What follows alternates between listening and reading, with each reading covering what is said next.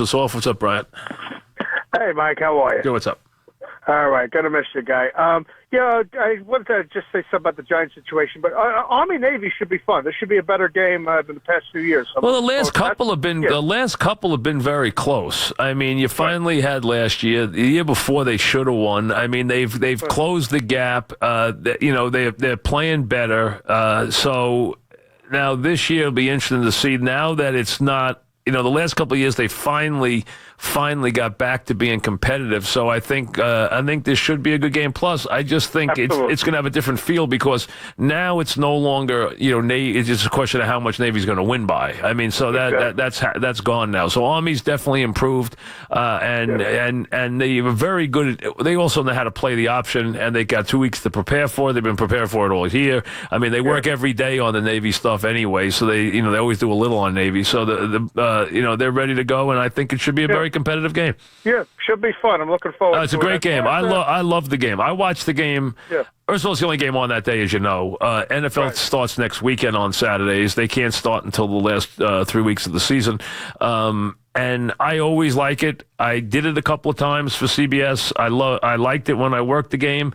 It was a great game to watch. If you've never seen them, the Army march into the stadium is something to behold. It's one of the great sights in college football. The precision they have is almost mind-boggling. If you can see them do it, it is remarkable to see how they do it. There's two things in college football you have to see in your lifetime: that and Script, Ohio, which is one of the most amazing things. It's not overrated. It's people who understand it and talk about it, rave about it, and people think it can't be that good. If you see it in person, you will be amazed at how good Script, Ohio is. If you've never seen it, it's something to see. It really is. In a stadium with 100,000 people in it, to see them do Script, Ohio is unbelievable. John in Breezy Point, what's up, John? Hi, Mike. Probably going to be my last time. I just wanted to wish you all the luck in your future endeavors. Thank you. And nothing but happiness in your retirement with your family. Thank you. And I would like to give my choice for the new Giants coach, if I may. Yeah, go ahead. I think a coach should be either a very good X's and O's man or a great motivator, or a combination of the two of them. Okay, well, who is it? And I think John Gruden fills that bill. No, I don't disagree. I think he'd be a terrible choice for them. Terrible. I don't think he's their kind of guy at all. I don't agree. I disagree. You don't think he'd be a good coach? No, I don't think it's. I don't think he. First of all, I don't know that he ever wants to coach again. And number two, I just don't think. I don't think he's a. I don't think he's a Giant coach. I think there's certain guys who fit the Giant mold. I don't think Gruden does at all. I think Cowher does, but I think Cowher's out of the game too long. You see, I think Cowher became very comfortable in his life and very happy in his life, and he doesn't want to interrupt it. So I don't think he's got any hunger anymore. One of the things John Mara always talks about with a coach is they want someone who has something to prove. That was a George Young theory of hiring a coach. Somebody who has something to prove. Remember, here's one thing you know. No one's ever hired a Super Bowl winning coach and won a Super Bowl, because nobody's ever won it with two different teams. So hiring Super Bowl coaches, of which Gruden and Cowher are, is a mistake. Inherently a mistake because they've never won a Super Bowl. And they're not hungry. They've already done it. You can say they want to do it again, but are they as hungry as they were when they wanted to do it the first time? So the idea of hiring someone with something to prove, Saban would have something to prove. He's never done anything on the NFL level. That's what he has to prove. If you could get a guy like that, he's got some. Even Harbaugh's never won he's never won a Super Bowl. But to hire someone who's won a Super Bowl, I don't think the Giants want to do that because I think they fear they have nothing to prove. And also, being out of the game for a while is dangerous, very dangerous. So I would not go that route. I would not go with the Cowher route. I would not go the Gruden route. Would I hire Saban? Saban's a different deal, but I don't think Saban's even thinking about leaving Alabama. I don't think he would go to the pros again. I think the last time was such a terrible experience for him. I don't think he'd go unless it was ready-made. And if a guy like Saban or Harbaugh is going to say, now's my time to go, they're going to jump into Indianapolis because you got the quarterback. Joey in Sunnyside. What's up, Joey? Hey, what's up, Mike? What's happening?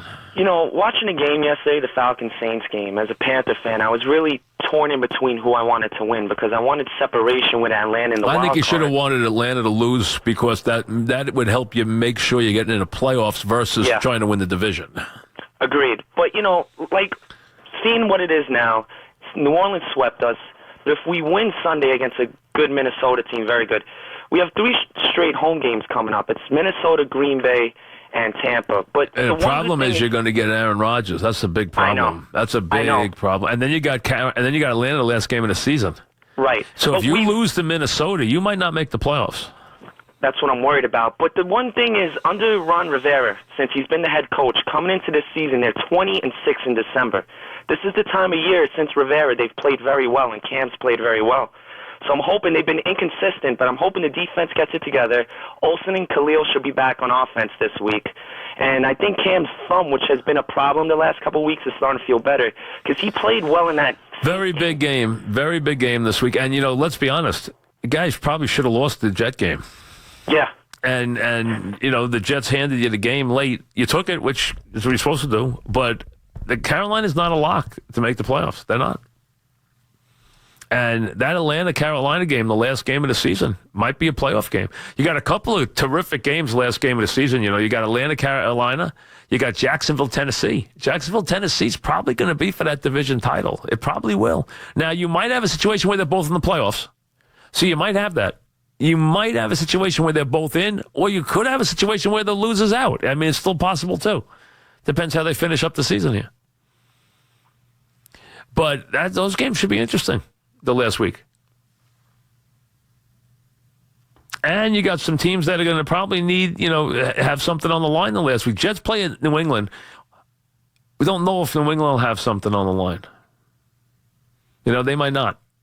Now, a lot of times they win anyway, but, I mean, they might not have something to play for that last week. If they run the table right to that last week, I don't think they'll play. If they only have 2 losses when the Jets play them, I think they'll lose to the Jets. If they have 3 losses, they'll probably win the game. Justin and Dobbs Ferry. What's up, Justin? I like McDaniels for the Giants spot. You like who for the Giants spot? McDaniels, Josh McDaniels.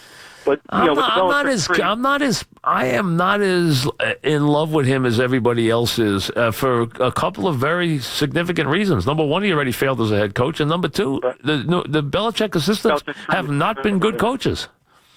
Well, what about another thing too? What about Geno when he started? Was he the only Giant Jet starter ever for a quarterback to start for the Giants and Jets? Is he the only Giant Jet guy to start for both teams?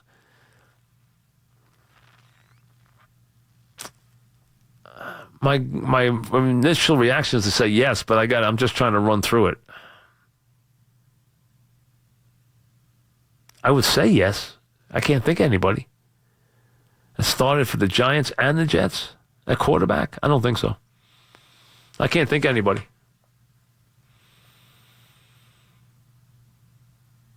Giant, Jet. I can't think of anybody that started for both teams. Andrew in Fresh Meadows. What's up, Andrew? Hey, Mike. How you doing this Good. afternoon? What's happening? Before I ask my football question, I just want to say thank you for all the memories on FAM. From the good to the bad, you've been there, and I thank you for entertaining me and millions of people in this market. Thank you. All right, so I don't want to keep the line busy. Quick question. Good. Can you explain to me and to the audience the playoff scenarios for the Green Bay Packers and the Seattle Seahawks? It doesn't work that way yet. It's too early. You got 4 games. You got 4 weeks left, so you can't go through the variables yet. Just look at the records. Look at the records right now and realize that Seattle's 2 games ahead of Green Bay. And Green Bay has to run the table, number one, to have any chance to make the playoffs. If they aren't 10-6, they're not getting in.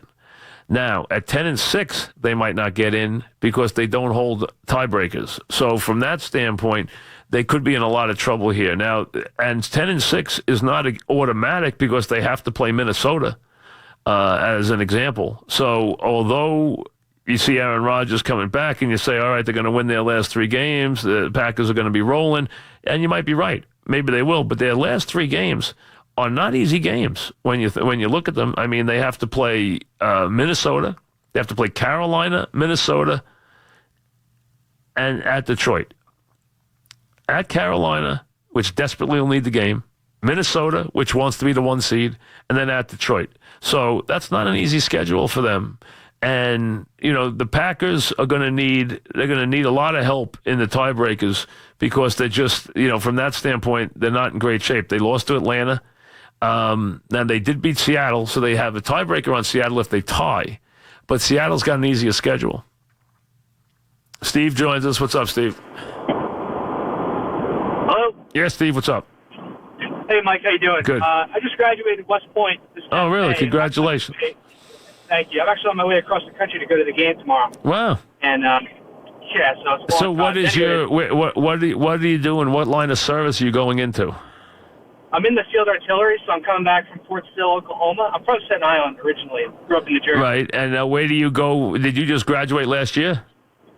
I did in 2017. All right. So what do you do? Where did you go? Where are you stationed now? I'm going up to Fort Drum, New York, to 10th Mountain Division.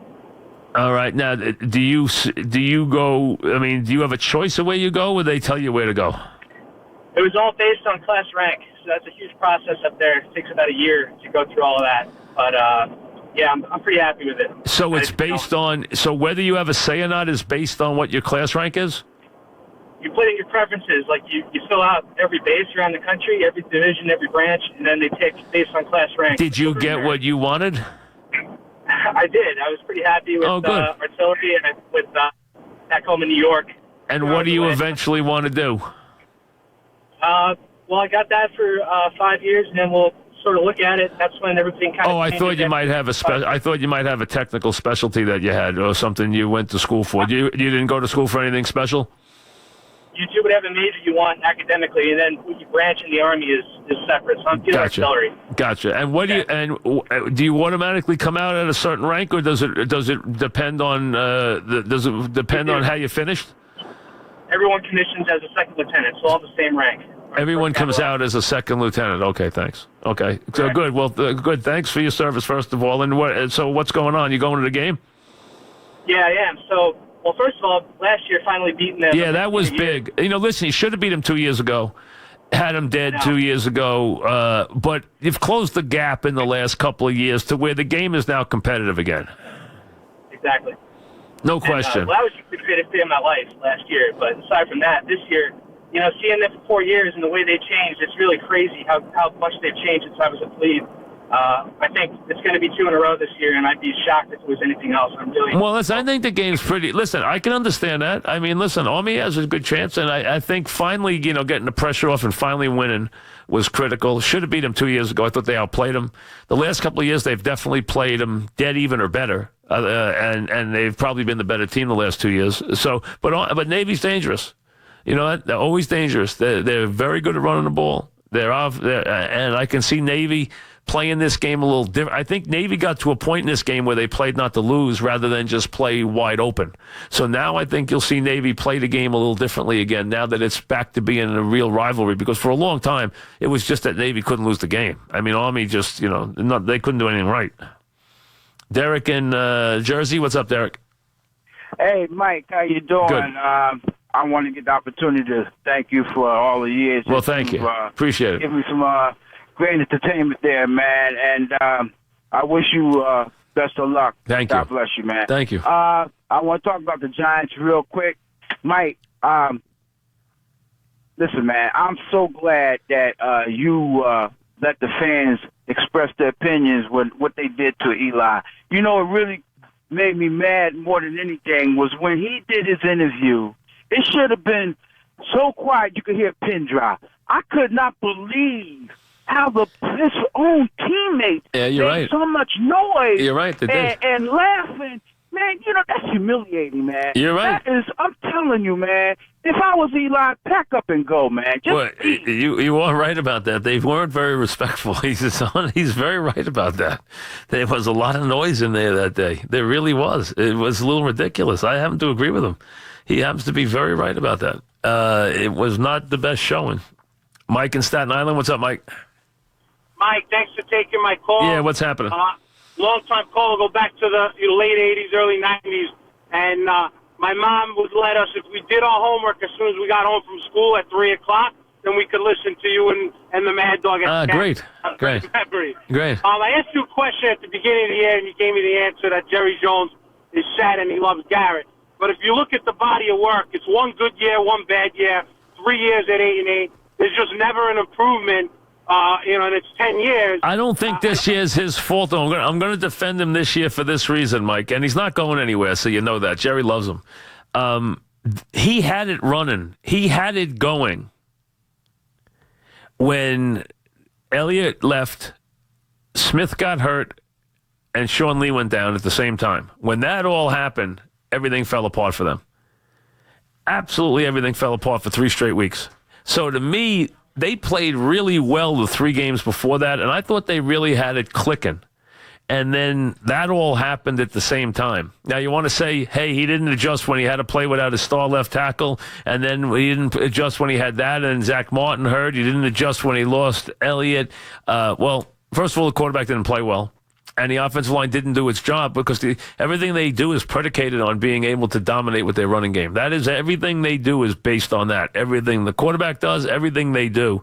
And they also are just completely reliant on Sean Lee. Like it or not, when he's out of the lineup, they just don't play well defensively at all. 140, here's Mr. Met.